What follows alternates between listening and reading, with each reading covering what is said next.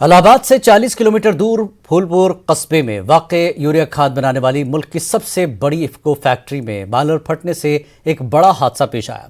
Factory में boiler tank फटने से निस्फ दर्जन के करीब मजदूर शदीद तौर से जख्मी हो गए, जबकि 2 मजदूरों ने दम तोड़ दिया। जख्मियों को हंगामी हालत में एम्बुलेंस के जरिए करीब के अस्पताल में दाखिल करा गया।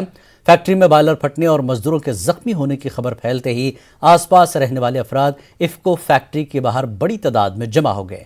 फैक्ट्री में काम करने वाले मजदूरों के अहल खाना ने फैक्ट्री के बाहर जमकर हंगामा किया। इफ्को के अंदर काम कर रहे थे, बॉयलर फट गया है, काफी लोग घायल हुए हैं, कुछ लोग एक्सपायर कर गए हैं। अभी तक इनको पता नहीं कि हमारे कितने लोग एक्सपायर हैं, कितने लोग घायल हैं, किसको कहाँ भेजा गया। इसको का नियम है चोरी छुपे डेड बॉडी बाहर कर देता है, वो अपना हाथ खड़ा कर देता है कि हमसे कोई मतलब नहीं है। बताइए गरीब आदमी है वो कैसे बिताएगा अपना।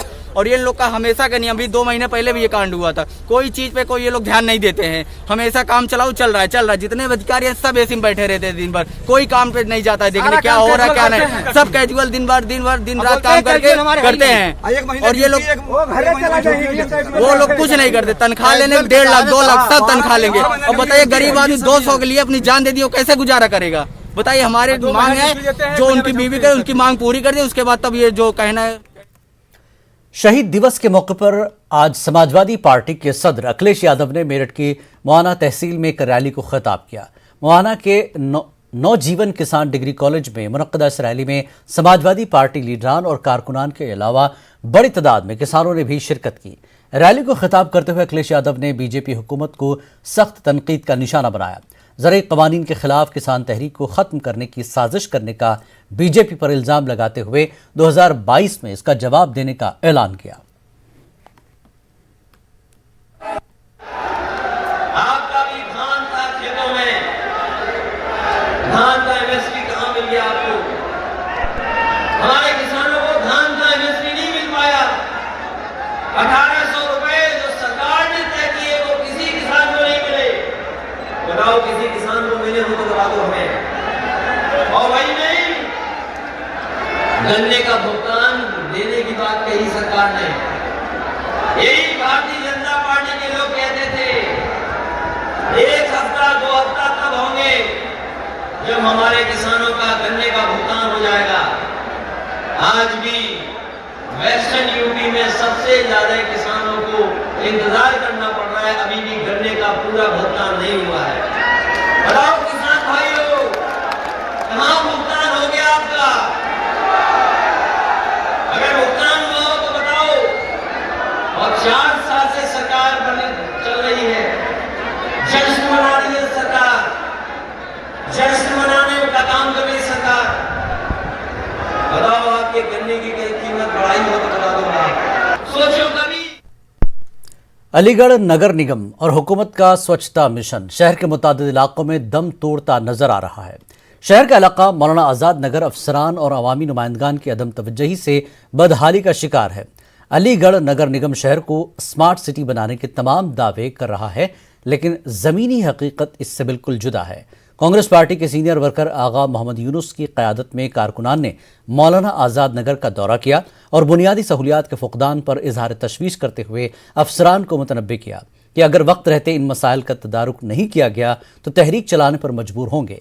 वहीं मकामी लोगों का कहना है कि सफाई के नाम पर सिर्फ खानापूरी हो रही है और गंदगी से बीमारियां पनप रही हैं।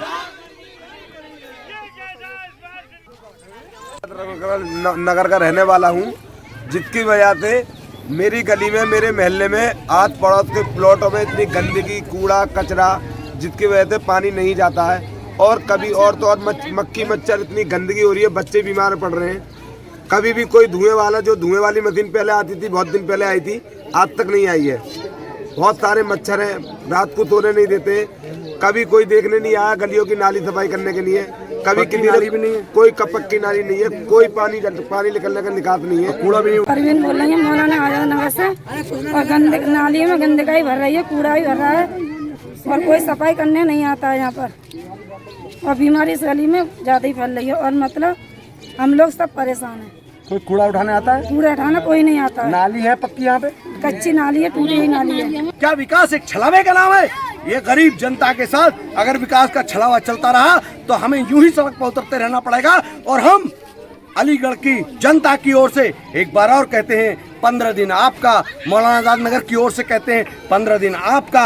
ये लोकतांत्रिक विकल्प हमें इस्तेमाल और न करने दिया जाए। ये इसलिए हमारा आपसे निवेदन है, सरकार से निवेदन है कि जनता को, गरीब जनता को परेशान मत करो, यहाँ की मूलभूत सुविधाएं दिलाओ, अन्यथा हमें सड़क पर उतरना पड़ेगा, नगर निगम का घेराव करना पड़ेगा। उत्तर प्रदेश की योगी आदित्यनाथ हुकूमत के 4 साल मुकम्मल होने पर अलीगढ़ में एक रोजगार मेले का इनेकाद किया गया, जिसमें सूबाई वजीर ठाकुर रघुराज सिंह ने बतौर मेहमान खुसूसी शिरकत की। इस मौके पर तकरीबन 500 तलबा को जॉब लेटर तकसीम किए गए।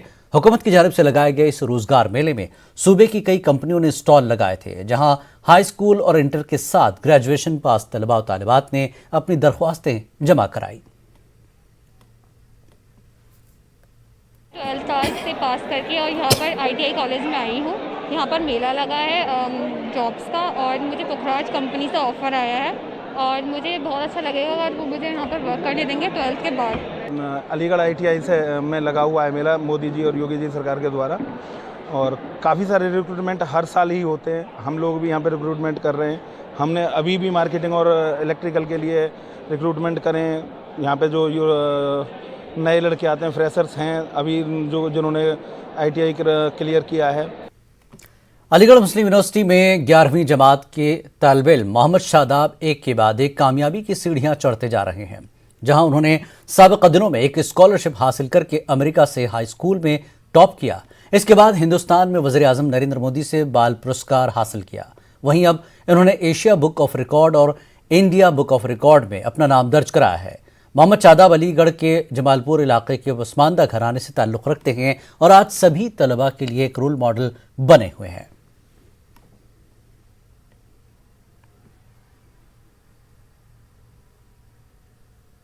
मैंने recently Asia book of record और इंडिया बुक ऑफ रिकॉर्ड में अपना नाम दर्ज कराया है और ये नाम मैंने हाईएस्ट कम्युनिटी सर्विस आवर्स में कैटेगरी में मुझे मिला है, जो कि मैंने 191 आवर्स कम्युनिटी सर्विस की थी। और अभी भी करंटली मैं कर रहा हूँ वुमेन एम्पावरमेंट प्लस एजुकेशन को प्रमोट। और जैसा कि प्रधानमंत्री नरेंद्र मोदी जी का नारा है बेटी बचाओ बेटी पढ़ाओ और बेटा बेटी एक समान, इन चीज़ों को प्रमोट करने के लिए मैंने अपना खुद का नॉन प्रॉफिट प्रोजेक्ट खोला है गर्ल्स से यस, जिसमें मैं अपनी कम्युनिटी की लड़कियों को वुमेन एम्पावरमेंट और एजुकेशन की को प्रोत्साहन करने के लिए उनको पर्सनैलिटी डेवलपमेंट तथा एजुकेशन को दे रहा हूँ और इसी पर मैं काम कर रहा हूँ। रंगों के त्यौहार होली को इस मर्तबा सोशल डिस्टेंस के साथ मनाने की तैयारियां जोरों से की जा रही है। मार्केट में भी लोगों की तरजीहात को जहन में रखते हुए ऐसे ही स्प्रे और गुलाल दस्तयाब हैं जो सोशल डिस्टेंस के साथ होली खेलने में मददगार साबित होंगे। अलीगढ़ के अब्दुल करीम चौक वाक़े बड़ा बाजार में इस मर्तबा हर्बल गुलाल और केमिकल से पाक गुलाल की ज़्यादा डिमांड है। याद रहे कि पूरे साल कोरोना और लॉकडाउन के सबब लोग जहनी तनाव का शिकार रहे हैं। ऐसे में वो खुलकर त्यौहार मनाना चाहते हैं। दुकानदार भी इस मर्तबा मार्केट से खुश हैं। उनका कहना है कि लोग जमकर खरीदारी कर रहे हैं, जिसमें मौसम का बदला हुआ मिजाज भी काफ़ी अहम वजह है। वहीं दुकानदारों का मानना है कि गुलाल हर तरह से बेहतर है और बहुत सी बीमारियों को दूर रखने में भी मददगार रहे। ऐसे में सभी को इस त्यौहार का मज़ा लेना चाहिए। इस वक्त सोशल डिस्टेंसिंग का ज़्यादा ख्याल रखा जा रहा है। हर चीज़ में, हर फील्ड में सोशल डिस्टेंसिंग मस्ट है। जैसे 2 गज की दूरी, मास्क है ज़रूरी, उसी हिसाब से ये स्प्रे आए हैं, गुलाल स्प्रे, जो कि दूर से ही आप हर चीज़ का मज़ा ले सकते हैं। नॉन टॉक्सिक कलर्स हैं इसमें, नॉन टॉक्सिक गुलाल्स हैं और भी काफ़ी चीज़ें हैं नॉन टॉक्सिक। नॉन टॉक्सिक की वजह यह है कि केमिकल फ्री इंसान चाहता है, स्किन पे कोई भी असर ना हो, तो उस हिसाब से नॉन टॉक्सिक आइटम ज़्यादा बिक रहे हैं। थोड़ा मौसम में चेंजिंग है इस बार, मौसम बहुत गर्म है और मौसम गर्म होने के साथ लोगों से मेरी बात होती है, जो होली के पिचकारियाँ लेने वाले आते हैं तो वो माल क्वांटिटी से ले रहे हैं, ज़्यादा ले रहे हैं। उनको लग रहा है, उम्मीद है कि इस बार होली जो है बहुत अच्छे से जाने वाली है। कोरोना केसेस में इजाफे के बाद कानपुर इंतजामिया भी अलर्ट हो गया है। जिला इंतजामिया आवाम से कोरोना गाइडलाइन पर सख्ती से अमल करने की मुसलसल हिदायत कर रही है। महकमे पुलिस भी बढ़ते केसेस के पेश नज़र चाक चौबंद नजर आ रहा है। लेकिन अवाम अब भी संजीदा नहीं दिखाई दे रही है। अब भी कसीर अफराद मास्क का इस्तेमाल नहीं कर रहे हैं। सोशल डिस्टेंसिंग से मुताल्लिक भी लापरवाही की जा रही है, जिसके बाद डीआईजी कानपुर का कहना है कि एक बार फिर से लोगों के साथ सख्ती की जा सकती है। तमाम हालात का जायजा लिया हमारे नुमाइंदे ने। वाले आगामी त्योहारों को भी ध्यान में रखते हुए हमें ये इंश्योर करना होगा कि किसी भी तरह की कोई भी इस तरह की स्पाइक हमारे जनपद में ना आए। इसको लेकर हमारा हेल्थ डिपार्टमेंट, हमारा रेवेन्यू डिपार्टमेंट और पुलिस डिपार्टमेंट सभी मिल के दोबारा से प्रोटोकॉल्स को फॉलो कर रहे हैं और दोबारा से इन्फोर्समेंट स्टार्ट की जा रही है। लोगों को पहले हम आग्रह कर रहे हैं, पब्लिक एड्रेस सिस्टम के माध्यम से उनको समझा रहे हैं, अवेयर कर रहे हैं, उनको दोबारा से प्रोटोकॉल फॉलो करने के लिए जागरूक भी कर रहे हैं और इसके बाद एनफोर्समेंट की कार्रवाई भी साथ साथ प्रारंभ की जा रही है। लगातार देश में कोरोना की रफ्तार बढ़ती जा रही है। अगर उत्तर प्रदेश की बात की जाए तो उत्तर प्रदेश में भी पिछले 7 दिनों में कोरोना संक्रमण की रफ्तार बढ़ी है। जिस तरह से प्रोटोकॉल का उल्लंघन हो रहा है उसके लिए कई आदेश भी जारी किए गए हैं। कल योगी आदित्यनाथ ने भी आदेश जारी किए गए हैं कि प्रोटोकॉल का पालन सख्त रूप से कराया जाए। लेकिन कानपुर में जिस तरह से डीआईजी ने आदेश दिए कि कोरोना प्रोटोकॉल, मास्क का पालन कराया जाए और सोशल डिस्टेंसिंग का पालन कराया जाए, लेकिन आप तस्वीरों में जिस तरह से आपने देखा कि मास्क का पालन लोग नहीं कर रहे हैं। और इस समय मैं कोशिश कर रहा हूं कि कुछ लोग ऐसे दिखाएं जो लोग मास्क का पालन नहीं कर रहे हैं। अगर मास्क के पालन प्रयोग किए जाने की बात की जाए तो तकरीबन 30 से 40% लोग ही मास्क का पालन और मास्क लगाकर बाहर दिखाई दे रहे हैं। और जिस तरह से आपने पहले तस्वीरों में, बाजार की तस्वीरों में देखा, इस समय आप ट्रैफिक की तस्वीरों में भी देख सकते हैं कि कितने % लोग मास्क नहीं लगाए हुए हैं, खुलेआम प्रोटोकॉल का उल्लंघन कर रहे हैं। जिस तरह से कोरोना की रफ्तार बढ़ रही है, लोगों को सजग रहने की ज़रूरत है और ये एक चिंता का विषय है जिस तरह से कोरोना की रफ्तार बढ़ रही है। कानपुर से संदीप सविता, न्यूज़ 18 उर्दू। आज कानपुर में शहीद भगत सिंह की यौम शहादत पर कांग्रेस कमेटी ने खराज अकीदत पेश किया। कांग्रेस पार्टी के कारकुनान ने शहर के भगत सिंह मार्केट में वाक़े पार्क में भगत सिंह के मुजस्समे पर गुलहा अकीदत निछावर किए। इस मौके पर शहीद भगत सिंह की आज़ादी के लिए की गई जद्दोजहद को याद किया गया। सिंह का बलिदान हुआ, उनका कत्ल किया गया और उसके बाद हम लोग सब अशोक मना रहे हैं और उनके लिए कुछ ना कुछ होना चाहिए। कहीं अस्पताल हो या कहीं स्कूल हो, उसके लिए कोई भी सरकार हो उनके नाम से होना चाहिए। और सब नवयुवक लड़के जो हैं उनके साथ में शोक मना रहे हैं। हम लोग कांग्रेस पार्टी से हैं, उनके लिए सब कुछ कर रहे हैं, हार फूल कर रहे हैं, चढ़ा रहे हैं, अशोक मना रही पूरी टीम। और हर जगह शहर में होना चाहिए, हर नवयुवक लड़कों को मनाना चाहिए। मुल्क की आज़ादी के लिए अपनी जान निछावर करने वाले शहीद भगत सिंह, राजगुरु और सुखदेव की यौम शहादत को आज अलीगढ़ में मुहिब वतन ने निहायत ही अकीदत और एहतराम के साथ मनाते हुए खराज अकीदत पेश किया। इस मौके पर एक बेदारी जुलूस का भी इनेकाद किया गया। युवा क्रांति मंच की जानिब से एक बेदारी पैदल मार्च रामघाट रोड से सेंटर पॉइंट तक निकाला गया, जिसमें बिला तफरीक मजहब व मिल्लत सभी लोगों ने शिरकत की। आज 23 मार्च है। 23 मार्च 1931 को लाहौर में हमारे देश के भक्त भगत सिंह, राजगुरु और सुखदेव को फांसी लगी।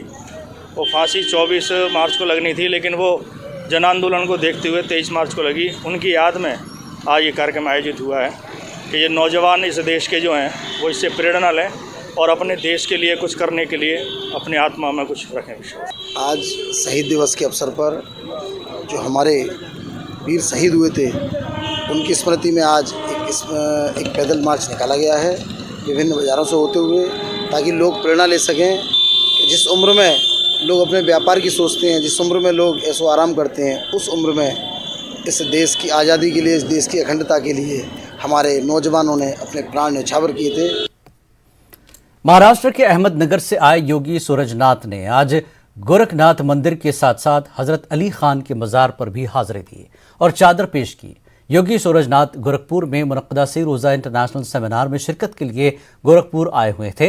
उन्होंने न्यूज़ 18 से बात करते हुए कहा कि हमारी किताब गोरखवानी में इस्लाम और पैगंबर साहब के बारे में भी बड़ी अकीदत से तारीफ़ की गई है और हमारे यहाँ पुजारी को पीर भी कहा जाता है, इसलिए हमारे दिलों में इस्लाम और मोहम्मद साहब के हवाले से काफ़ी अकीदत है। गुरु बुद्धनाथ, मैं अहमदनगर महाराष्ट्र से यहाँ त्रिदिवसीय सेमिनार जो था इंटरनेशनल योग सेमिनार गोरखपुर यूनिवर्सिटी में, उसको अटेंड करने के लिए आया था। जहाँ पे आपने अभी दरगाह पे दर्शन पूजन किया, जी जी जी, बड़े सम्मान के साथ में दरगाह में मेरी इच्छा थी कि गोरखपुर में जो भी प्राचीन हमारे स्थान है, समाधियाँ है, दरगाह है, गोरखनाथ मंदिर के साथ साथ गोरखनाथ मठ मंदिर के साथ साथ उनको भी भेंट दूँ। तो नाथ पंथ में तो कई जो मतलब एक पोस्ट होती है, आधिकारिक पोस्ट होती है गुरुओं की, उनको पीर भी कहा जाता है और वो सम्मानित पोस्ट होती है। और गोरखनाथ जी की ऑथेंटिक शेयिंग्स है, गोरख सबदी द शेयिंग्स ऑफ गोरखनाथ, तो उसमें भी इस मोहम्मद साहब के बारे में बड़ी प्रेम के साथ में कुछ 4-5 शब्दियाँ है। और उन्होंने मतलब जो एक कल्चर होता है ना कि किताब या आधिकारिकता वाला कल्चर, जो मौलवीपन होता है या पंडितीपन होता है, जो आधिकारिकता होती है किताबों की, जो ईश्वर के नाम पर कहे या कैसे भी ओपननेस उसमें देखने के लिए, नकारने के लिए, कुछ सही गलत देख समझ करके इस खुलापन है, तो उसको तो उन्होंने इज्जत नहीं दिया, उसको नकार दिया है। अदरवाइज मोहम्मद साहब के प्रति गोरखनाथ जी का अंदर में एक बहुत ही विलक्षण प्रेम है, उसको आप महसूस कर सकते हैं उस शब्दियों में। और उसका कारण क्या है वो एक दूसरी बात है, आप जानने की समझने की। हम उसका डिसेक्शन भी कर सकते हैं, जैसे कि हमने कुछ बोला है अंदर वहाँ, तो ये एक दूसरी बात है। अदरवाइज सूफियों में और नाथ पंथ में, नाथ पंथ ओपन है, अलग संज्ञानी है, और अलग शब्द का अर्थ ही इस तरह से लखना, देखना, लख, लखित, लखा हुआ मतलब देखा हुआ, जाना हुआ, दो नॉन मेमोरी, तो मेमोरी की, द नॉन की, लखित की, लखे हुए की अपनी जगह होती है, मर्यादा भी होती है, प्रेजेंस ऑफ द माइंड नहीं होता। और अलख मतलब लख की, द सीन, द नॉन की जगह, वो मर्यादा को समझ करके ज्ञात से मुक्त हो, सीधी आँख से होना, सीधे जहन से, ओपन जहन से, सीधी आँख से होना, ताकि आप भीतर बाहर सच्चाई जैसी है वैसी देख सकते हैं, समझ सकते हैं और सत्य की बात कर सकते हैं। तो ये अलग संज्ञान है। अलग संज्ञान के साथ में कोई भी जो खोजी होता है सत्य का, उस वैज्ञानिक वर्ल्ड में, साइंटिफिक वर्ल्ड में हो, चाहे आध्यात्मिक आंतरिक जगत में हो, वो ऐसा खुला हो तभी वो खोज पर पा सकता है, कुछ नई बात पा सकता है। और इस तरह से फिर ओपन जहन से होना, ये किसी भी स्पिरिचुअल राइट, स्पिरिचुअल स्कूल में वो नाथ है, बुद्ध है, सूफी है, जैन है, उनमें आप देख सकते हैं।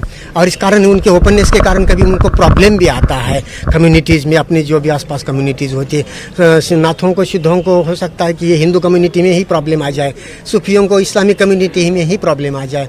तो ये भी समझने की बात है हमने। और ओपननेस के सिवाय इंक्वायरी नहीं होती लाइफ में, और भलाई की कुछ बात प्रवाही चेतन जिंदा शुद्धता के साथ नहीं चल सकती। ये हमने समझना बहुत ज़रूरी है, सबके लिए, भलाई के लिए। नाथपंथ के 3 दिवसीय सेमिनार में शिरकत करने आए योगी सूरजनाथ ने ईदगाह और दरगाह पे जाकर चद्दर चढ़ाई और वहाँ पे माथा टेका। उन्होंने कहा कि नाथपंथ और जो इस्लामिक कल्चर है वो उसमें काफ़ी समानता है और दोनों एक दूसरे से जुड़े हुए हैं। इसीलिए नाथपीठ के योगियों का जो प्रमुख केंद्र है या प्रमुख पुजारी जो होते हैं उनको पीर भी कहा जाता है। अखिलेश पांडे के साथ रामगोपाल द्विवेदी, न्यूज़ 18 गोरखपुर। मोहम्मद शाहिद खान नदवी की एक अहम तख्लीक कोरोना मरीज की डायरी मंजर आम पर आई है, जो कि आम लोगों के लिए बेदारी और मालूमात की फराहमी का अदबी वसीला बताया जा रहा है। कोरोना मरीज की डायरी मुशर्रफ आलम ज़ौक़ी के मुताबिक असरी अदब की अहम तख्लीक है। कोरोना मरीज की डायरी की इल्मी और अदबी हल्के में पजीराई हो रही है।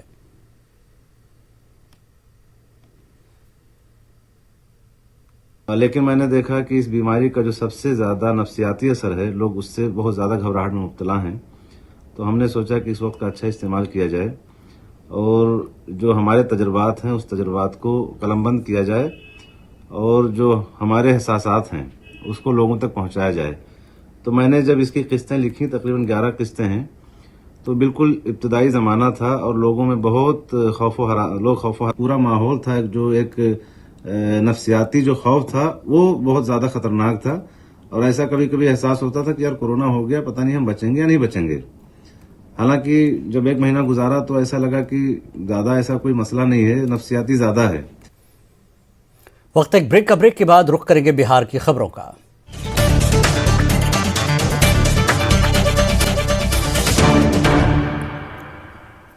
शहीद दिवस के मौके पर बेरोजगारी के खिलाफ आरजेडी ने पटना में जबरदस्त एहतजाज किया। इस एहतजाज में आरजेडी सरबराह तेजस्वी यादव मौजूद रहे। भीड़ को काबू करने के लिए पुलिस ने वाटर कैनन का इस्तेमाल किया। तेजस्वी यादव ने नीतीश सरकार पर इल्जाम लगाते हुए कहा कि एनडीए के साथ मिलकर नीतीश कुमार बिहार में जमहूरियत का कत्ल कर रहे हैं।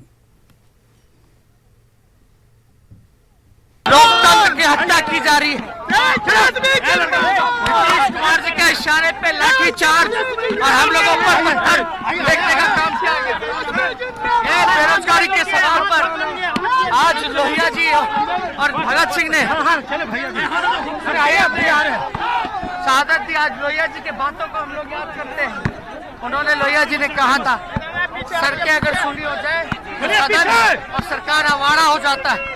आज ये तानाशाही कानून, बताओ बेरोजगार रोजगार मांगोगे तो लाठी मिलेगा, गिरफ्तार करेंगे, पूरे तरीके से भ्रष्टाचारी अपराधियों को।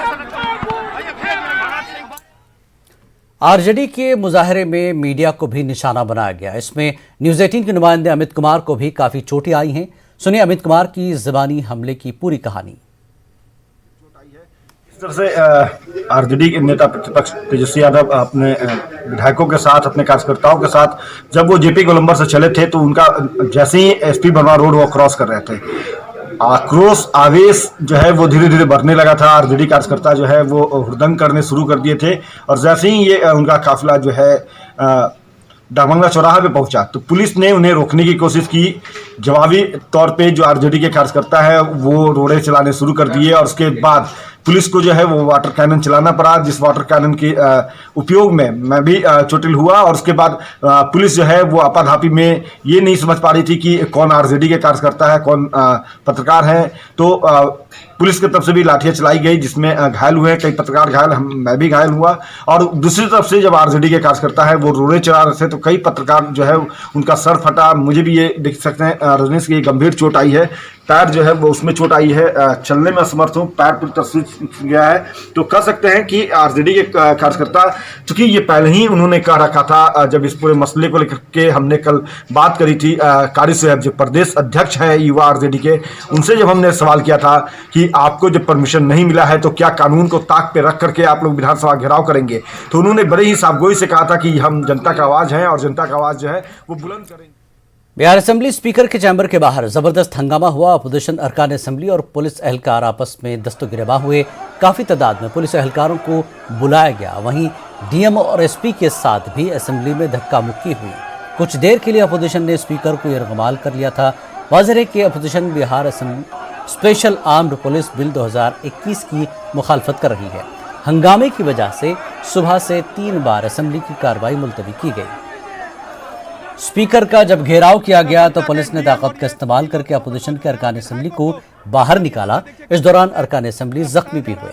आप भी सुनिए जख्मी अरकान असेंबली का क्या कुछ कहना है। देखिए बाहर सभी विधायकों को आप देखिए, सीधी तस्वीर पटना के आदेश पर, मुख्यमंत्री के आदेश पर घसीट के हम लोग उनको रोक रहे थे विधानसभा जाने से। तो क्या किया गया आपको? क्या बहुत पीटा गया अंदर, बहुत। यहाँ देखिए घसीट के अकेले एक एक करके उठाने की कोशिश की जा रही है और पीटा गया, लिटरली पीटा गया। लेकिन जब कार्रवाई का समय हो गया था तब भी आप लोग वहाँ पर जमे हुए थे, ये सवाल। पीटा गया भैया, कहा नहीं गया। आप रोक क्यों रहे हैं? हॉस्पिटल नहीं है भैया। विधायक जी क्या हुआ? अस्पताल ले चल माइक, क्या हुआ आपको? क्या हुआ? अरे क्या हुआ, नहीं देख रहे क्या? मार कर हाथ तोड़वाया जा रहा है, ये हो रहा है लोकतंत्र के मंदिर में, ये हो रहा है। लेकिन उनको भी तो आप लोगों ने घेर कर, किसको घेर दिया? किसको? विधानसभा अंदर हाथ तोड़वा दिया मार के, ये काम कर रहे हैं आप लोग। इस बुलेटिन में फिलहाल इतना ही। आदाब।